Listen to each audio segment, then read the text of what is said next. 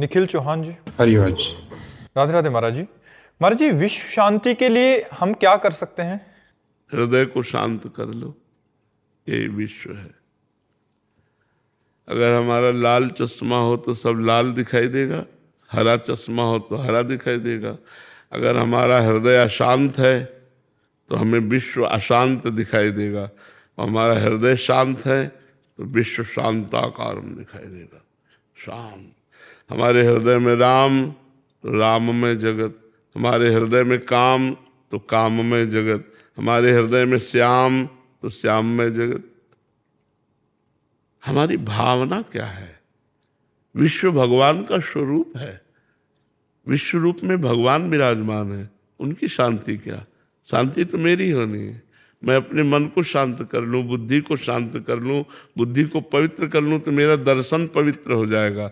वासुदेवा सर्वमित्र सा महात्मा सुदुर्लभा, सब जगह मेरे भगवान है। ये मुझे देखना है, विश्व को नहीं। ये मुझे देखना है कि विश्व रूप में भगवान ही है। आपका हृदय शांत तो ऐसा लग रहा है सबका शांत। तो अगर मेरा हृदय शांत तो पूरा संसार शांत नजर आएगा, और मेरा हृदय अशांत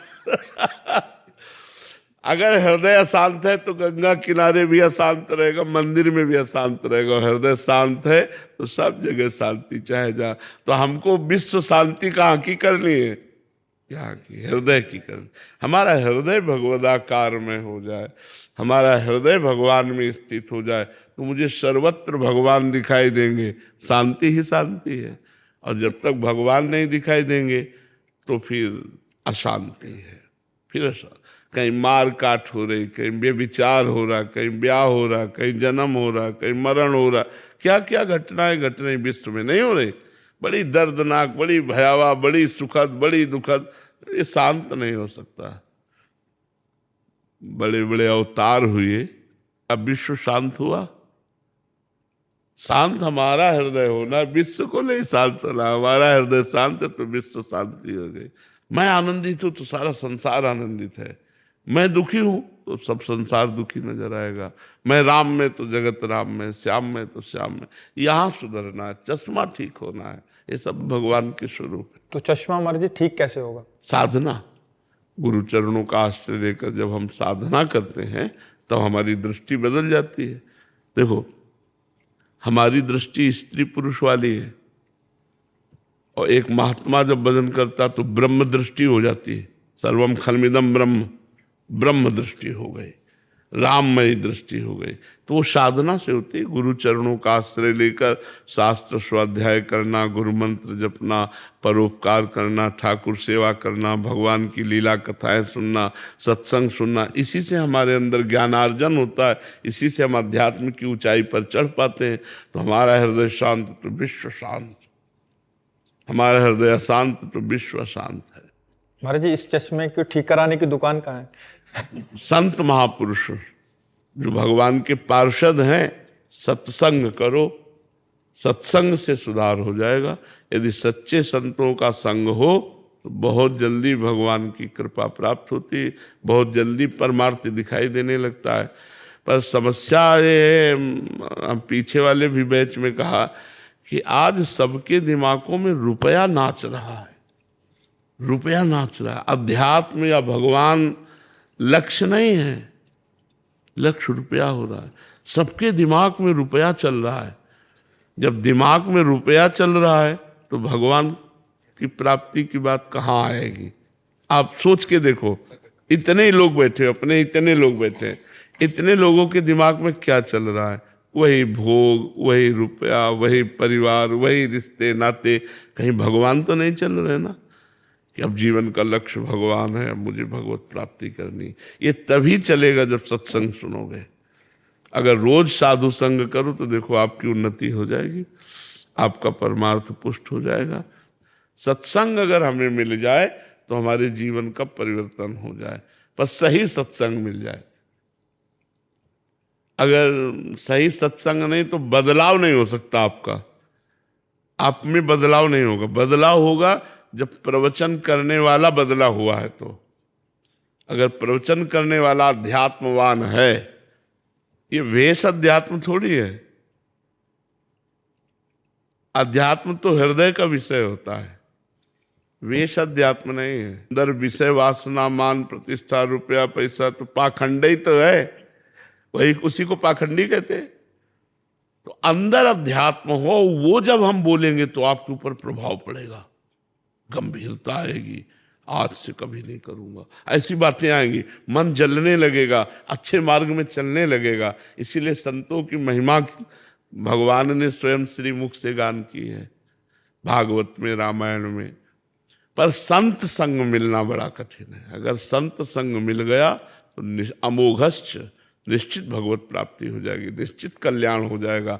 आज नहीं तो कल निश्चित। जैसे एक आदमी सोया हुआ है और सूर्योदय हो गया है, तो उसके लिए तो अंधेरा ही है, अब वो जब जगेगा तब देखेगा प्रकाश है। ऐसे संत कृपा हो चुकी, पर कुछ पाप जब उसके नष्ट होंगे भजन से, तब वो मानेगा कि हमारे ऊपर पहले ही कृपा क्या हुई थी, जीवन का हमारा बदलाव कहाँ से शुरू हुआ था, तब उसको अनुभव में वो कृपा मनाकर आगे बढ़ेगा। सोम शिखर जी उड़ीसा से। राधे राधे, जय जगन्नाथ महाराज। राधे राधे महाराज जी। महाराज जी, पहले युगों में भक्तों को भी एवं कंस जैसे असुरों को भी बाहरी दिव्य आकाशवाणी होती थी, परंतु कलयुग में हम वर्षों से राधा राधा जप रहे हैं, कोई बाहरी दिव्य आकाशवाणी महाराज जी होने यहाँ युग धर्म का प्रभाव है। नहीं, आपकी बात हम मानते हैं, युग धर्म का प्रभाव होता है। कलयुग में बड़ी मलिनता है। आप राक्षसों के चरित्र पढ़ के देखिए, 10-10 हजार वर्ष, 50-50 हजार वर्ष तपस्या करते थे। ऐसे थोड़ी वो संसार को हिला दिए। और तप हिरण्यकश्यप ने इतनी तपस्या की कि शरीर ही नहीं रह गया था, हड्डी हड्डी। तो ब्रह्मा जी ने जब कमंडल में जल डाला, तब उसका शरीर फिर पुनः प्रकट हुआ। तभी तो त्रिभुवनपति पूरे त्रिभुवन को हिला दिया, कोई जोड़ नहीं था। ऐसे वरदान मांगे कि केवल सिर्फ भगवान ही मार सकते थे, दूसरा कोई उपाय नहीं। भगवान ने फिर नरसिंह रूप रख करके। तो पहले क्या था कि बड़ा पवित्र वातावरण था, तो राक्षस भी पवित्रता से तपस्या करते थे। और अब तो देखो, अधिकतर संध्या नहीं करते, बंधन नहीं करते, शराब पीना और यहाँ तक कि मांस खाना, ये सब बातें आ रही समाज में कि नहीं आ रही। बड़ा समय विचित्र है। कुछ ऐसे जन हैं अभी जो अपने आप को बचाए हुए हैं। कलयुग का एक प्रवाह, पहले युगों का क्या प्रवाह कि राक्षस भी तपस्या करते थे, लेकिन कलयुग का प्रवाह जो तपस्वी कुलों में उत्पन्न हुए वो भी राक्षसी आचरण करने लगे, गलत आचरण। तो युग धर्म का प्रभाव तो पड़ता ही है। तो आकाशवाणी तो दिव्य होती है ना, जब तक दिव्य नहीं होगा तब तक वो दिव्य वाणी को सुन नहीं सकता। दिव्य नेत्र नहीं होंगे तो दिव्य दर्शन नहीं हो सकते। देखो, आज जो बड़े बड़े योगियों में भी नहीं है, वो राक्षसों में होता था। बहुत रूप धारण कर लेना, मतलब 1000 रूप धारण कर लिए तो 1000 रावण दिखाई दे रहे हैं। भगवान राम के सामने माया चलाई उसने। दूर की बात सुन लेना, ध्यानस्थ होकर के बात जान लेना, बड़ी बड़ी तपस्याएं, बड़े बड़े योग साधन, युग धर्म का प्रभाव कि दैत्य लोग भी करते थे। और आज सुनते हो क्या कि किसी को भ्रष्ट करने के लिए अप्सरा आई तो हिया मानुषिक माया से ही नहीं बच पाते, तो आसुरी माया या दैवी माया की तो बात जाने दो। तो कलयुग है बच्चा, यहाँ तो यही भ्रष्ट हो जाते हैं, तो देव अप्सरा का है। तो बहुत सी बातें हैं जो युग धर्म में ढक जाती हैं। जैसे जो पवित्र वृक्ष हैं, जो पवित्र फल देने वाले, रसमय फल देने वाले स्वाभाविक वृक्ष हैं, वो अंतर्ध्यान होते जा रहे हैं। देखो, एक एक गाड़ी आम, बड़े बड़े वृक्ष होते, वो वृक्ष ही गायब हो गए।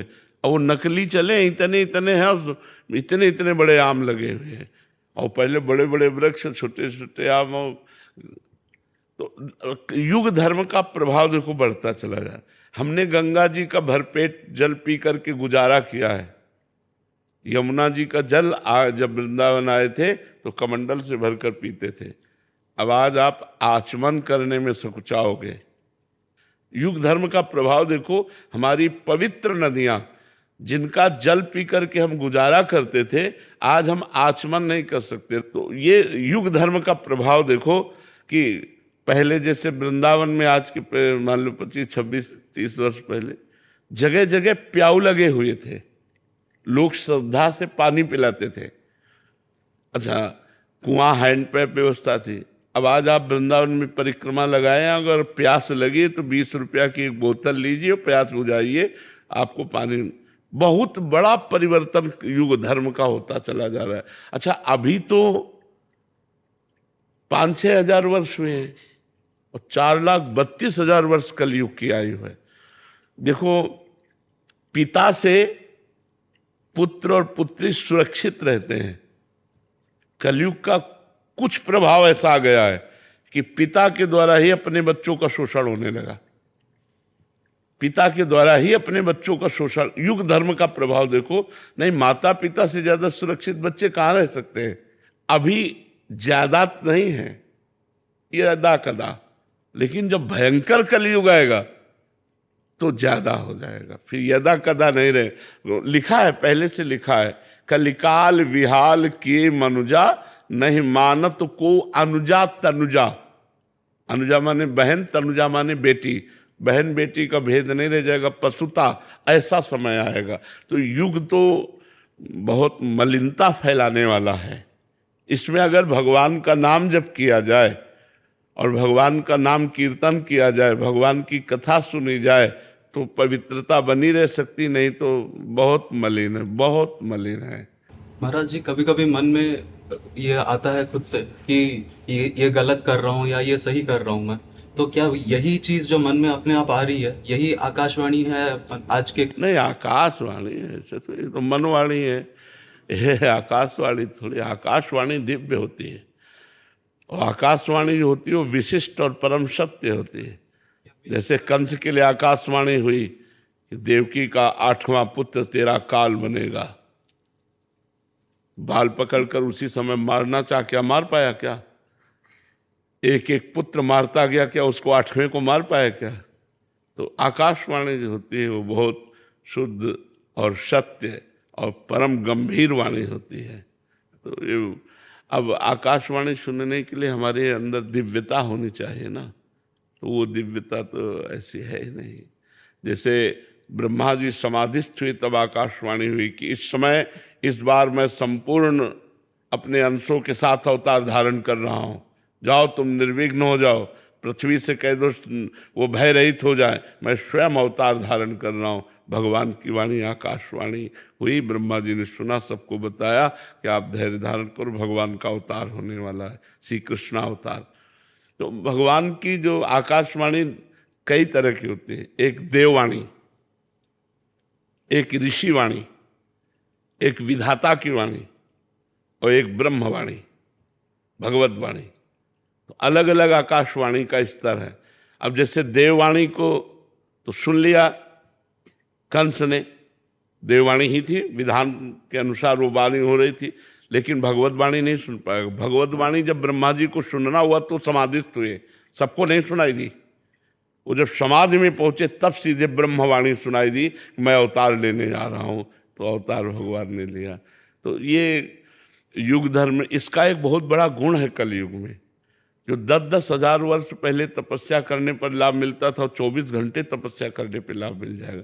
अगर दोषों की खान है तो गुण की भी खान है, क्योंकि इस हम लोगों का जन्म से लेकर के आयु 80-100 तक है।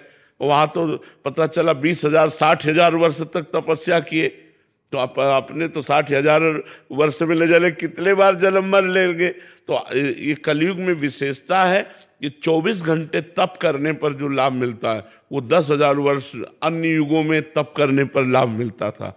पर इसमें 24 घंटे क्या 24 मिनट ठीक रहना मुश्किल है। मन बार बार गंदा चिंतन, गंदी बातें, गंदा व्यवहार, छल कपट, यही सब चल रहा है। झूठ तो बिल्कुल सबकी जबान पे आ चुका है। देखो कलयुग का प्रभाव। पहले युगों में था कि सत्य के लिए प्राण दे देते थे, प्राण जाए पर वचन न जाए। अगर वचन दे दिया तुमसे तो अपने प्राण भले चले जाए, लेकिन वचन, और यहाँ सत्य का बोलने का महत्व ही नहीं रह गया। झूठ तो मतलब हमें लगता है कि कुछ ही % ऐसे होंगे जो थोड़ा बोलने में सत्य का प्रयोग करते हैं, झूठ से बचते हैं। नहीं, लगभग झूठ तो चल पड़ा है, नहीं चल पड़ा है? झूठ तो बिल्कुल मतलब लगभग चल पड़ा है। हेलो हेलो, कहाँ हो? हम मिलना चाहते हैं। इस समय तो आगरे में है, अब इस समय तो नहीं, बगल वाली गली में खड़े हैं। तो ये मतलब झूठ तो एकदम ऐसे ही चल पड़ा है। और झूठे ही लेना, झूठे ही देना, झूठे ही भोजन, झूठ चबेना, कलयुग का देखो। और सत्य नहीं असत्य संपातक पुंजा, झूठ के बराबर पाप नहीं, झूठ बराबर पाप नहीं, साच बराबर तप। और जाके हृदय साच ताकि हृदय आप। तो भगवान सत्य पर, तो अब देखो कहाँ सत्य बोलना रह गया। अब ये तो पता ही नहीं चलता कि आदमी बोल रहा है, सही बोल रहा है कि गलत बोल रहा है। अपने लोग विश्वास मानना पड़ता है, लेकिन आपको सच्ची बतावे लगभग झूठ का प्रयोग हो रहा है। हर जगह झूठ का प्रयोग हो रहा है, असत्य का प्रयोग हो रहा है। सत्य मिलना बड़ा कठिन, तो युग धर्म का प्रभाव होता है। और भगवान सच्चिदानंद है, सत्य नारायण है। उनको प्राप्ति करने के लिए सत्य आचरण, सत्य वचन, सत्य चिंतन, तब भगवान की प्राप्ति होती है। युग धर्म का तो प्रभाव होता है। पहले जब साधु महात्मा तपस्या करते थे तो अप्सराएं आती थी, बोले अमुक संत को अमुक अप्सरा है। जैसे विश्वामित्र के लिए पास मेनका आई, किसी के पास उर्वशी आई, किसी का। कलयुग में तो नहीं सुन रहे, जरूरत है नहीं। युग धर्म का ऐसा प्रभाव हो गया है कि इतनी मलिन बुद्धि हो गई है कि उस कोटि की ऊंचाई पर पहुंच ही नहीं पा रहे। जिस कोटि पर ऊंचाई पर पहुंचना है, तो उस कोटि की ऊंचाई पर वो प्रश्न आता है। तो बहुत बस ऐसे, इसीलिए हम कहते हैं राधा राधा रटो, नाम जप करके कलयुग केवल नाम आधारा, सुमिर सुमिर नर उतरहि पारा। भगवान का नाम ही महामंगलमय है, जो कल्याण कर देगा, जो परम लाभ प्रदान कर देगा। बहुत विचित्र है कलयुग का, बहुत विचित्र स्वरूप है। ये तो भगवान की कृपा कहो कि नहीं, कलयुग ने ऐसा मिटिया मेट, मतलब हर, अब तुम्हें शास्त्र पढ़ने का समय नहीं है, शास्त्रों में विश्वास नहीं है, संतों पे श्रद्धा नहीं है, तो तुम्हें बचाएगा कौन? तुम्हें डांटेगा कौन? तुम्हें सुधारेगा कौन? संत वचन ही तो है, गुरु वचन ही तो है, शास्त्र वचन ही तो है जो हमें सुधार सकते हैं आध्यात्मिक। अब इन्हीं पर श्रद्धा नहीं। कलयुग का बड़ा विचित्र, ये तो कौन सी हवा चली है जो इतने मतलब जन समुदाय, नवयुवक जन भगवत मार्ग की तरफ, अध्यात्म की तरफ कदम बढ़ा रहे हैं। हम तो प्रणाम कर रहे हैं, भगवान की बड़ी कृपा हम मानते हैं कि आज हमारा समाज जो है कदम बढ़ा रहा है। नहीं तो देखो 9 बजे उठने वाले और सुबह से भीड़ लगी रहती है। सब नौजवान माता बहनें सब कम से कम सुबह उठना तो सीख गए। नहीं तो 9 बजे तक लोग सोते हैं, 10 बजे तक सोते हैं, 4 बजे ब्रह्म। अच्छा, जो जुड़ेगा उसकी दिनचर्या बनेगी, उसके गंदे आचरण छूटेंगे, वो आध्यात्मिक बनेगा, तो हमारा समाज सुधरेगा। ये तो कोई भगवान की ऐसी कृपा हुई है कि हवा चली है। नहीं तो बहुत ही व्यसन में, छोटे छोटे बच्चे व्यसन में, व्यभिचार में, गंदी आदतों में। कलयुग का प्रभाव देखो, जहाँ 13-14 वर्ष के बच्चे को संसारिकता का ज्ञान नहीं होता था। गांव में हमने देखा है, कोई गलत आचरण की भावना ही नहीं थी। आज 12 वर्ष का बच्चा यहीं बैठ करके बोल रहा था कि हमारे ऐसे ऐसे। मोबाइल ने ट्रेंड कर दिया सबको, गंदी बातों में ट्रेंड कर दिया, गंदे दृश्य देख देख कर गंदी भावनाएं बन गई। तो ये तो कहो भगवान की कृपा है कि संतों के वाक्यों पर श्रद्धा फिर प्रकट हो गई। ने एक बार बड़े स्तर से संत का जब वो गिरा था ना, तो लगा था मार दिया, माया ने मार दिया। एक ही बाण में करोड़ों अरबों को मार दिया। अरबों की श्रद्धा चौपट हो गई। अब संतों पर श्रद्धा न रहे, शास्त्र में श्रद्धा न रहे, तो बताओ फिर कैसे भगवत मार्ग चला जाए? भगवत मार्ग, अध्यात्म मार्ग चलने के लिए तो यही बात है कि संतों पर श्रद्धा हो, शास्त्र पर श्रद्धा हो, तब जाके भगवान पर विश्वास हो। भगवान दिखाई तो देते नहीं। संतों के वाक्य और शास्त्र वाक्यों का आधार लेकर हम भगवत मार्ग में चलते हैं, क्योंकि ना भगवान को देखा है ना भगवान से मिले हैं। तो हम इन संतों और शास्त्रों के वाक्यों पर हम विश्वास करते हैं तो हम भगवान की प्राप्ति के मार्ग में अग्रसर होते हैं, और भगवान की प्राप्ति के मार्ग में ही गलत आचरण छोड़े जा सकते हैं। संसार में तो मनोरंजन है, संसार में मनोरंजन है, आज इसके आज ऐसे आज वैसे, और जब अध्यात्म में चलोगे तो ये पाप है, तो आप डर गए, आप गंदे आचरण छोड़ दिए, अच्छे व्यक्ति बन गए। तो मनुष्य जीवन का लाभ अध्यात्म है, पर कलयुग का प्रभाव बहुत जोर से बढ़ रहा है और वो बढ़ता चला जाएगा। देखो, पहले कोई उत्सव होता था, जैसे गांव के उत्सव हैं, ब्याह हैं, कुछ भी, तो सबके पैर धोए जाते थे, पवित्र आसन पर बैठाल कर पवित्र पत्तल में, और फिर भोजन परोसा जाता था। और माताएं गान कर रही हैं और पंगत पा रहे हैं। आज क्या है? आज भोजन की पद्धति क्या है? अच्छा, जो पार्टी है उस देखो, अब वो शराब पिए उसी चम्मच से खा रहा है, उसी हाथ से खा रहा है, और वो जा करके वहां उसी हाथ से, तो सब जूठा होता जा रहा है ना, बुद्धि अपवित्र। देखो कलयुग का प्रभाव, कैसे पवित्रता से भोजन लिपे पुते स्वच्छ जगह पर पवाया जाता था, हाथ पैर धुलवा करके और सब तिलक लगा कर, कितनी आज पवित्रता कहाँ रह गई?